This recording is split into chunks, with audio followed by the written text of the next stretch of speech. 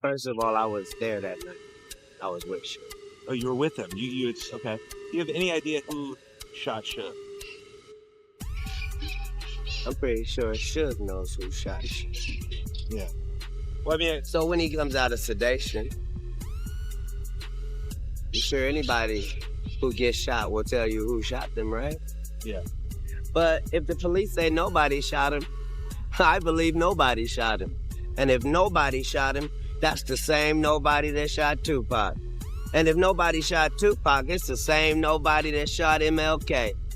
And if nobody shot him, that's the same person that shot Malcolm X too.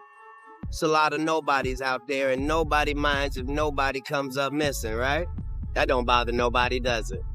Who killed Tupac Shakur, the 25-year-old rapper, considered one of the most influential artists of all time, was gunned down in Las Vegas in 1996. Well, on Friday, Dwayne Keith D. Davis was indicted on one count of murder with a deadly weapon in relation to... Katt Williams didn't raise his voice when Tupac's name surfaced. He almost whispered it, not like an accusation, but like a reminder that some truths survive precisely because they were never recorded. When Netflix finalized its documentary surrounding Sean Combs, some moments were emphasized while others quietly disappeared from the final edit. One perspective in particular reportedly never made it through. Question is no longer simply what happened to Tupac Shakur, it's why certain stories still seem too dangerous to fully tell. Big Dick Deviants is all catching hell in 2024. It's up for all of them. It don't matter if you Diddy or whoever you is. TG Jakes, any of them. All lies will be exposed. That's all. And anyone who takes that the wrong way, know why they take it the wrong way. For those who are celebrating this year, yeah.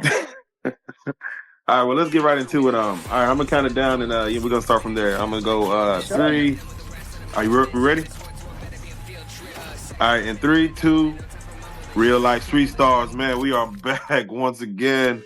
The woman with the plan, the Jaganator, the Jag Squad, Mrs. Jaguar. Right. Welcome back. Hey. How y'all doing? We're doing good, and Jag, I don't know if How this are is the holidays going for you guys since you asked? cold. Yeah, it's cold. we got to deal. We got that Philly weather. We got that Philly weather down here, so I don't know what's going on. Yeah, it feels like it. It feels like it. That's insane. I remember when I first moved to Dallas, the first Christmas we had, it was like 68 degrees, 70 degrees. And I was like, see, this is awesome. A Christmas you can barbecue on. So, yeah. We call that freezing down here. Ooh. Yeah, I'll tell you. Horrible.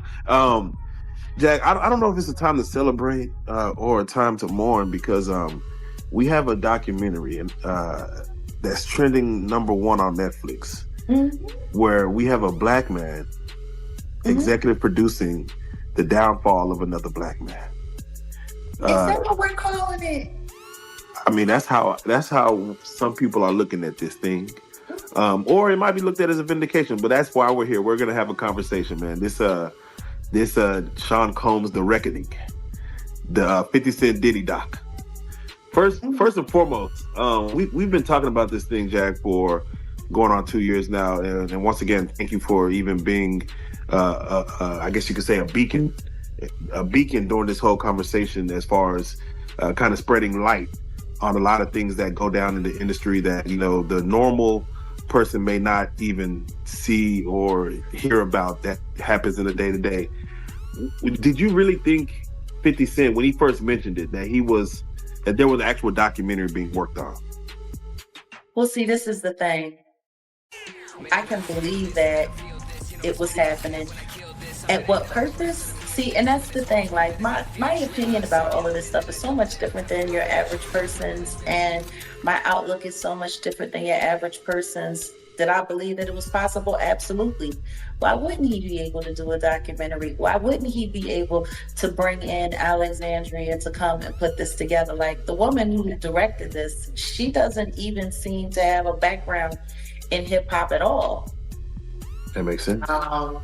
So it's like, it's kind of interesting. It's Controversy may not begin with what Netflix included, but with what it allegedly removed. A resurfaced clip of Katt Williams discussing Tupac's silence and his proximity to powerful figures was reportedly excluded from the final documentary. In a project presented as definitive, omission itself becomes a form of authorship. What remains shapes public memory, while what disappears can reshape accountability. Once key edges are trimmed away, the issue shifts from storytelling to control. Who decides which truths are considered safe enough for public viewing? 96 Soul Train Awards, man. Y'all had 2 run-ins with Tupac and Suge Knight at that award show, right? One outside the award show and one inside the award show. I think the one outside the award show, Tupac and Suge, they pulled up in a red Hummer and Tupac got out and he started yelling at Biggie. And you said somebody named C. Gutter pulled out a gun on Tupac. And I think the one inside the award show, you said that y'all seen Tupac and Suge, and when you look to the side of you, Puffy disappeared. And I did an interview with Napoleon, and he told me that Tupac told him that when Puffy seen him, he ran. And I think Napoleon told me that Puffy ran inside a tour bus. That's what Tupac told him. So from your point of view, man, what happened? Well, you're talking about the 96 Soul Train and the 97 Soul Train. The 96 Soul Train Award, right? One of the officers, and I'm just gonna call him Bun, he was at the 96 Soul Train Awards with me, and he was right next to Big. And this is based on his accounts, right? Now this guy is he's a decorated officer, been an officer for over 30-some years, and if I'm gonna believe somebody, I'm gonna believe what he tells me. You understand? And I've been knowing him since '86. So now, he tells me, because we're riding back in the limousine with Puff now, because Big and them left him out there. He told me, as far as Pac came over there talking about, nah, what, West Side and all this other shit like that. And a woman walked past Big. And when this woman walked past Big, she said, oh, now, Tupac is here. He said, Ma, I ain't scared. I ain't scared of him. You understand? And he said, Pac started saying, nah, what, you fat motherfucker, like that. And Big started saying, what, you know what I'm saying, went back and forth like that. Now, Suge Knight and them, they coming towards. And he said, for no reason, well, you know, you don't know what Suge gonna do, you don't know what, but C. Gutter pulls out the gun.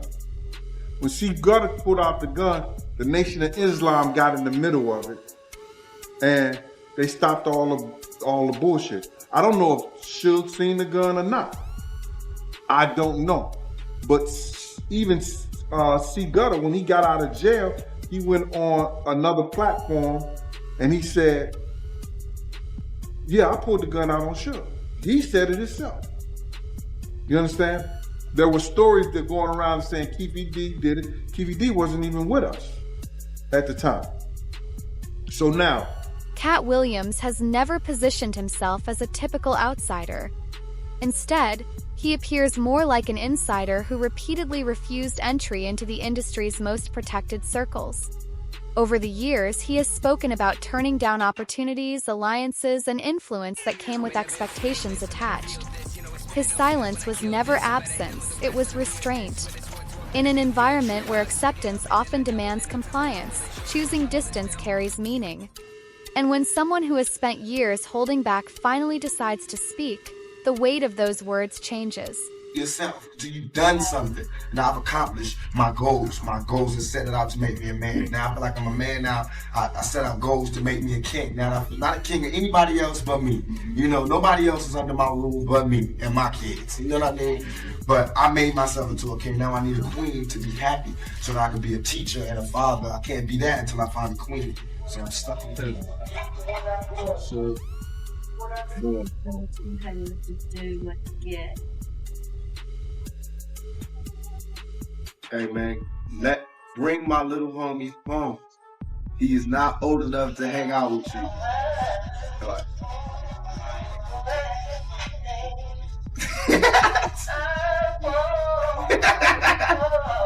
I was home. Yeah, no, I went to the gas station to wait for y'all. Y'all kept going. So then I went behind you and kept going behind you. When I came behind you, you already went to your house. I came into my house, but you changed. Huh? At your house. In a 1995 interview, Tupac Shakur made comments that continue to resonate decades later, largely because of what he chose not to reveal. He hinted at having proof, yet stopped short of exposing everything publicly. His delivery felt controlled and deliberate, less emotional than strategic. Every sentence sounded measured, as though he fully understood the consequences tied to speaking too openly. You ain't see me turn around. You ain't see me turn around. Excuse me. Sit my little homie on. Put him in the cab or something. I'm doing that at 2 o'clock. Alright. Yeah. Yeah. What? Yeah. Yeah. I'm here too. I'm on 106. So, can you sit a nigga up?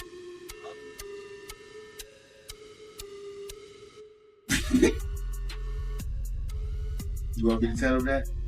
I will tell him that. I'll put that in the interview. So, can you sit along? Huh? Come on, man. The batteries is running out. Cuz, man, we got some work to do. You know I gotta go back to the movie set tomorrow. I don't got but today to work with they ass. Yeah, trying to rush the studio. So can you handle that for me, please? Alright, stop bullshit, man. Put him in the cab. Alright, I know you smoking when you keep it. You think you fucking cash down. But send a nigga home. Alright? Alright. Now he don't know how to drive. Don't give him no car. Just put him in the cab. Didn't sound like speculation. Sounded like caution. When someone known for confrontation suddenly becomes restrained, a different question emerges. Is it uncertainty or awareness? Sometimes silence isn't fear. It's recognition that certain consequences extend far beyond the individual willing to speak. How's he holding up? Well, first of all, I was there that night. I was with you. Oh, you were with him. Okay. Do you have any idea who shot Suge? I'm pretty sure Suge knows who shot Suge. Yeah. Well, I mean, so when he comes out of sedation, I'm sure anybody who gets shot will tell you who shot them, right? Yeah. But if the police say nobody shot him, I believe nobody shot him. And if nobody shot him, that's the same nobody that shot Tupac. And if nobody shot Tupac, it's the same nobody that shot MLK. And if nobody shot him, that's the same person that shot Malcolm X too. It's a lot of nobodies out there, and nobody minds if nobody comes up missing, right? That don't bother nobody, does it? Certainly doesn't bother me. So, shout outs to the nobodies of the world. You're predicting this is going to be a nobody situation. I'm making no predictions whatsoever. I'm saying the police said they arrested the shooters, then said they didn't arrest the shooters. But I was there, so I know that 20 minutes after people were laying down on the ground. When responsibility fades into abstraction, one unavoidable question remains. Who benefits most from the disappearance of clarity? Should do anything to provoke this, or? Nobody in the world has ever provoked themselves being shot. That's true. There's only two ways to get shot. Either you believe you're somewhere where a person can't have a gun, therefore making you safe, you know, like an airport or a club that restricts entrance, and a situation where the person already has the gun out and you're standing in front of somebody. Now, if you're an idiot, you can believe this was about Suge Knight, but Suge Knight has been accessible every day of his life for 20 years. We know who it was aimed at, we know whose life he saved, and we know why they won't talk about it. But now the rumor mill would tell you, yeah, see, the same thing Suge was doing to Katt, he was trying to do to Chris. They're forgetting something. Suge has never managed me. What about the reports that this was gang-related? These were two gang members that thought they did it in spite of Tupac. If it was gang-related, then why didn't it happen thoroughly? You see, there's parts of this story that just don't seem to make sense. Right. You're saying it was gang related, so that means somebody's gang was shooting at somebody's gang, and then According to 50 Cent, more than 100 hours of footage reportedly never made it into the Netflix documentary series. Cuts were explained as decisions tied to runtime and narrative focus. But documentaries are never completely neutral. They are legal, financial, and cultural products shaped by careful calculation. When entire timelines vanish, audiences may receive closure instead of complexity. At some point, the line between storytelling and protection begins to blur. Tupac Shakur, the 25-year-old rapper, considered one of the most influential artists of all time, was gunned down in Las Vegas in 1996. Well, on Friday, Dwayne Keith D. Davis was indicted on one count of murder with a deadly weapon in relation to the killing. DJ Vlad, a major commentator in the hip-hop industry for years, admitted that police in Las Vegas asked him to help their investigation after he interviewed Keefy D for his own show. And DJ Vlad joins me now. Tupac pulled out a gun. It looked like he was reaching, yeah. Yeah, it did. Okay. Yeah. Did you actually see a gun? Oh, shit. Once he got the reaching, I got the ducking. So someone from your car started shooting at Tupac and Suge. So Orlando shot him across Dre? He leaned over on the window, you go down the window, pop. They would drove on my side, I would pop. You know what I'm saying? But they was on the other side. Right. Well, DJ Vlad joins me now. DJ Vlad, thank you very much indeed for joining the show. Absolutely, thank you for having me. I know you've studied this case for so long, and these interviews that you did with Keefy D, they've turned out to be extremely significant in this investigation, leading, in fact, to him being arrested and indicted. When you heard that news, how did you feel? Well, I mean, the goal wasn't really to get anyone arrested. It was really just to get the truth of the matter. The story about Orlando Anderson killing Tupac, I've known since around 2007. So this was essentially the worst kept secret in LA. Everyone knew about it, but there were no arrests, there was no convictions, there was no anything, there was no actual proofs. There was a lot of conspiracy theories around it. So around 2008, when I first heard the Keefy confession tapes that Greg Kading got, then I found out there was a book that was about to come out. I got a hold of Keefy D and his co-writer, and we scheduled an interview, and we just went from there. I mean, he appears to have incriminated himself in this interview. Certainly the last. Did you believe he was doing that as you interviewed him? Well, I think that he believed that he had a level of immunity when he did the proffer agreement. I think at the time he was saying that he had cancer, so maybe he didn't think he had much time to live. So he was just kind of letting it loose at that point. But, it was a little bit crazy that he actually sat down and we did everything. And when I asked him about it, sometimes he would try to dodge certain questions, but ultimately I used the book as a blueprint. So whenever a question wouldn't get answered, I said, well, the book said X, Y, and Z. And then at that point, Former Greg Kading reintroduced recorded statements that revived long-standing allegations connected to Tupac's murder. Central to those claims was the suggestion of financial motivation. Yet the narrative weakens where documentation should begin. There has never been a verified transaction or definitive paper trail publicly proving the accusations. That absence marks the dividing line between speculation and confirmed record. In modern justice systems, unresolved gaps often become as important as the claims themselves. So everybody kind of already knew knew that something happened? I didn't tell her so. So you guys had to get the Cadillac painted and patched up and everything for the bullet holes? And we took it back to the rental car place. Was Orlando injured during the fight? Is that? Was Orlando injured during the fight? Yeah. Did he have to go to the hospital? Yeah. His shoulder? Shoulder, yeah. Kicked his shoulder out of place. Okay. Does anybody know what happened to the gun? No, not for sure. Nobody knows exactly what happened to that. What happened, Keefy, did you say they went back? What happened when they went back to the white Cadillac? Keefy D didn't go back to the white Cadillac. He went home by other means. So the white Cadillac and the gun was managed or handled by the rest of the crew. He wouldn't have had any effect at all what happened unless he heard this guy. Do you know what they thought happened to Tupac? Do you know if they thought Tupac was dead? Well, you know anything about their conversations afterwards? No, KPD told us that he thought Suge had been shot in the head. And so his impression was likely, at least in that immediate aftermath, he would have thought that, somebody shot in the head. That's more than me.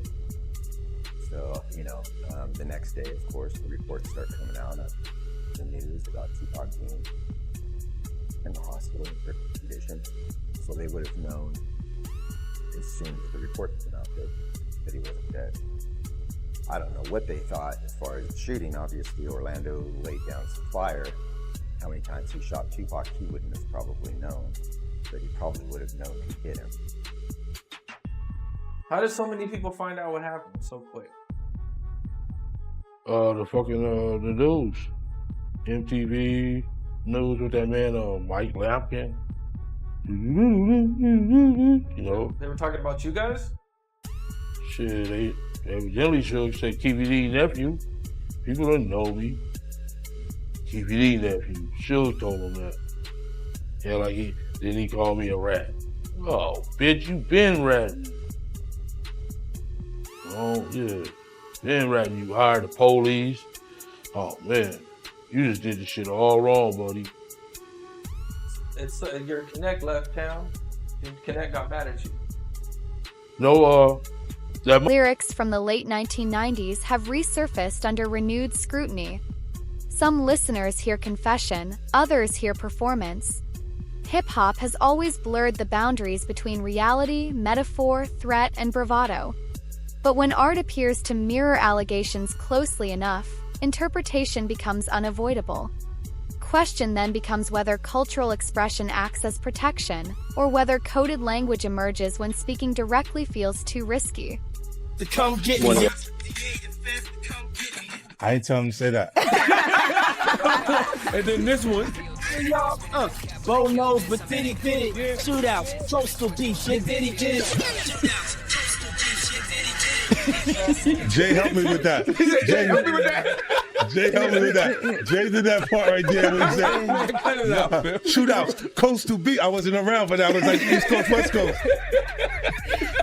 That was, and then Keefy D comes out and says, God damn. But they said you wrote it and it's him confessing the crime. Did you see this? No, Did you see man, the meme? Look at the meme. Look. Cats want to leave me for dead. You're coming with me. You're coming with me. I'm not involved in this. You wrote those verses for real though? Yeah, we